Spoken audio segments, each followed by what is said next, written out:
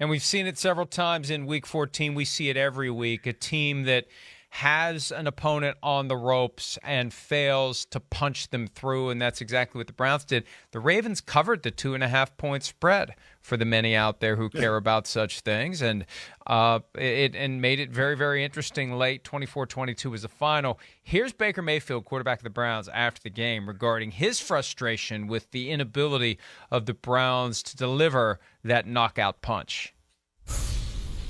We did enough to win the game. So that's, check that box off. But got conservative. I think we need to, put that team away. We got ahead early. Just need to capitalize when the defense is playing like that and holding them to points. And we need to, put it away. That's what good teams do, so we need to improve on that. But we were better in the red zone today and on third down. That's something that obviously I've talked to you guys about. So we just need to play better in those situations to put the game away. Got conservative. Well, who got conservative, Baker? Did you get conservative? Who got conservative? I'd like to know more about this frustration from Baker Mayfield, Mike, that they got conservative, because it sounds like he's objecting to the approach, the play calling. There are clearly issues happening not very far below the surface in Cleveland, and even as Baker begins to become healthy, you can tell there's something there. He's not a guy to mince words, but some things are better left for the meeting room, the film room, the practice field, because that's red meat for those of us who make a living looking for these issues to polish and massage and further explore and peel levels off of, because there's obviously something there for him to blurt out, we got conservative, because he's not talking about himself when he says that. No, listen, they're up, I said, 24-6 at halftime. They have a lead basically throughout this game, and give Baltimore credit for coming back. Mark Andrews had an unbelievable game for Baltimore. But we have seen many a team do this, Mike, right? Where they kind of go into a shell. They do get conservative, and they try to not lose the game instead of put your foot on the throat and really make sure you secure the game. And then it's how you deal with it when you still win, but the other team makes a bit of a comeback. And listen, we've seen Baker talk before, especially early in his career, about teammates that left or coaches that have left. And I think he's learned some things about, managing what you say. But here, you're right. All this, what you don't want to be, and listen, the quarterback has to talk all the time. But one thing you try to avoid is saying something. That's why even though I've been in this business for a couple of decades, I still like it when, in all honesty, when an interview is boring. I've always been that locker room guy. Give me the boring interview. Don't give them anything to latch onto, because now that's what's going to happen. The reporters are going to go to Kevin Stefanski and said, your quarterback just is not happy. He said it got conservative. So how'd you get conservative? What's going on there? And it's fair to ask. I mean, Baker said it, so that's what you do. That's what reporters are going to do. They're going to ask. And you're right. You don't need it. Now, is it the difference of what's going to happen on the field? I doubt it. I really do. But why even invite it in? That's what we always say. Why invite it in to the locker room? Because then other people are going to be asked it, not just the coach, other players. Hey, do you think the offense got conservative? Your quarterback said it got conservative. It didn't, did it? And now you put other people on the spot to have to answer it a certain way. It seems like a frustrated line, right? He's frustrated because they didn't end up putting this team away. And he said what he said. One line seems like it's not that big a deal, but where it's going to go and who's going to be asked now will balloon this thing more than it should be, for sure. Especially, Mike, because there was an interview of Baker Mayfield by Kurt Warner of NFL Network, and Kurt asked him about outside voices, outside criticism, and here's what Mayfield says. It comes down to trying to find an even balance of listening to those opinions around you that truly matter. Friends, family, teammates. And that's been the tricky part about this year, has been a lot of internal things. It hasn't just been the outside noise. I have to be myself and try to do my job 100%. The guys that truly know me understand that. We need to take care of business in the building. And I need to be myself for these guys. Now, it does not take an advanced degree in linguistics or psychology to understand that there's something going on in Cleveland. And maybe it's Odell Beckham Jr. and the aftermath of that. Maybe there's some friction and resentment because Jarvis Landry doesn't have his good friend there anymore. I don't know. But this is all happening at a very tenuous time in the long-term relationship between the Browns and Baker Mayfield because he doesn't have a contract yet.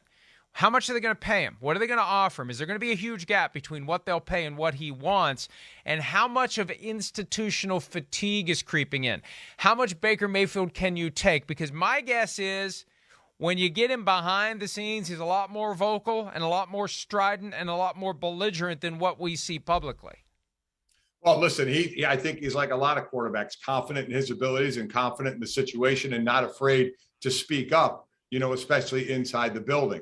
And again, we're not inside the building, so we don't know. But what I do know, having been inside buildings for a bunch of years in playing, is you don't want to invite in more questions. You don't want to show any cracks at all that lets the media or the outside world come into to see what can happen. Because you're not the only one, as I said before, you're not the only one that's going to answer the questions. You're going to say something, and how you say it then leads to how other people are going to be asked. And when you're starting to talk about inside the building, and listen, there are going to be people out there that hear me say this. I had it for 20 years when I had a show of saying, well, you want these guys to be honest. I mean, I'd rather them be honest. And I'm like, I get it. If you're a fan or now I'm in the media, I want an answer like that because then you have something to talk about. You have something to dig. But I always think as a former player first, and my former player always says, be boring as hell. Say nothing.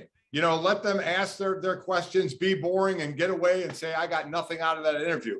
But you know what? Some guys just have the personality. Baker has one where he's not afraid to just say stuff. He'll say things, and people love that. We love that in the media because it leads us to talking about it.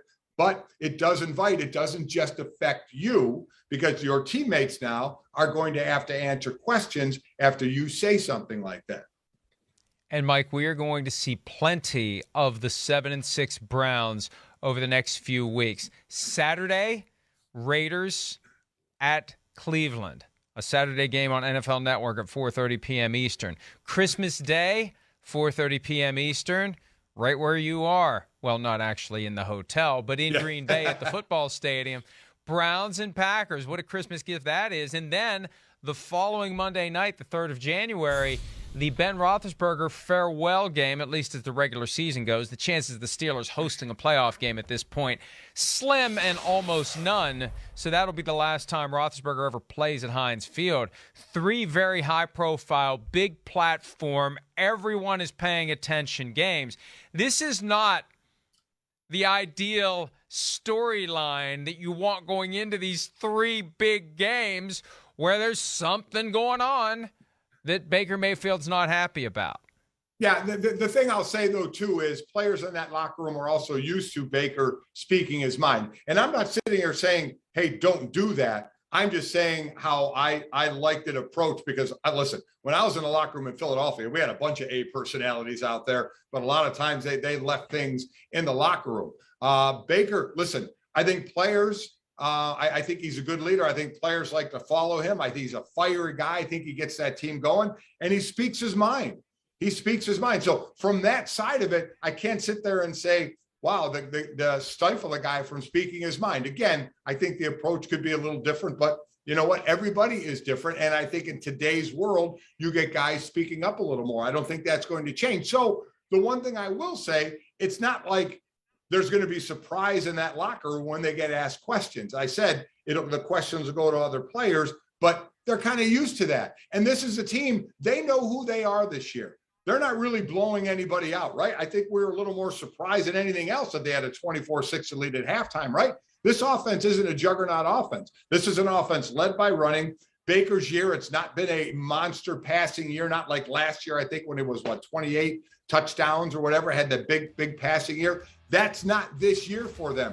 They are going to have to gut out and scratch out wins, and hopefully do it with more defense as well. And a good running game or a great running game and a complementary passing game. That's their team this year. So I think their games are going to be more closer than 24-6 leads. They're going to be more dogfights. And I think Baker definitely has the personality of a dogfight because that's kind of what he is. He's kind of a scratch and claw guy to get it done. So I guess that's what I'll say. As I said, there's always two sides to a coin. The other side is players know Baker Mayfield and know how he speaks, but they know him more in that locker room better than anybody else. Ravens finished the season with 3 of the 4 final games at home. They've got Packers in Baltimore at the Bengals, Rams and Steelers at home to finish the season. So that gives them a little bit of an advantage, but it's not going to be easy, not with the injuries and not with those teams they're playing. For the Browns, it's the 3 games we mentioned. Raiders at the Packers at the Steelers. Final game of the season, a visit from the Cincinnati Bengals, a team the Browns blew out earlier this year.